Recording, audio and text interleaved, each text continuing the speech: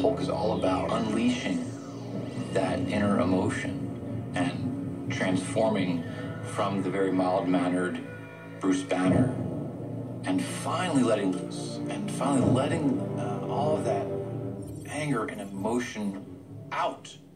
And many of our heroes, when they choose to pull on that mask and jump into the fight, they're obsessed with doing something. Who would do that? Who would pull on a costume and a mask and run around a rooftop and jump into a battle? You have to have a really strong reason for doing that. You have to have an obsession. I've studied children who are gifted, and you might want to call them prodigies. One of the things that we find, and this I think cuts across all areas of high ability, is that these children have what I call a rage to master. These children show high ability at a very early age, prior to any kind of practice or training. And they surprise their parents, who usually have no idea where this gift came from. These are kids who, at a very early age, just are in love with a particular sport, and they want to keep practicing it. It's a million ground balls that you take, and a frustration that you go out there at 2 o'clock in the afternoon and keep taking ground ball after ground ball. They are passionate about trying to gain mastery in the area in which they have high ability, and that's often all they want to do. I just found myself with the soccer ball all the time, on my own. I would take it down to the schoolyard, I'd kick it against the wall for hours, and until the sun went down and it was time to go home. It comes easily to them, they get joy, they get flow out of it, and they just want to do it all the time.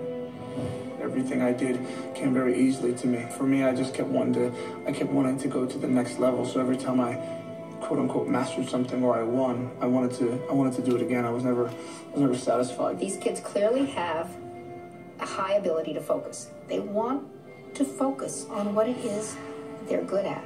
So I never even considered anything else. Even when I wasn't racing for a while, I was working on it.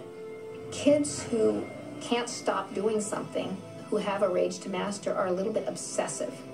It's either gonna happen or I'm gonna get taken away in an ambulance. I mean, those were the only two choices. Gifted children in any area are very perfectionist. They hold themselves to very high standards. I don't even know if the kids are thinking about other people. They just have an image of what they want to be able to do, and they want to achieve that. So they've set goals for themselves. There have been times I've gone out and we've blown teams out, but in my mind, I didn't have a very good game. And to me, I have a higher standard for myself than I think anyone else ever could. It is like an internal motivation that's very powerful. And I think that rage to master has to be within inside you, mentally and physically and spiritually. And so I think at the end of the day, the greatest athletes in the world have this distinct characteristic, that idea of rage to master. And I think that it never sleeps. And I always say there's no time to sleep.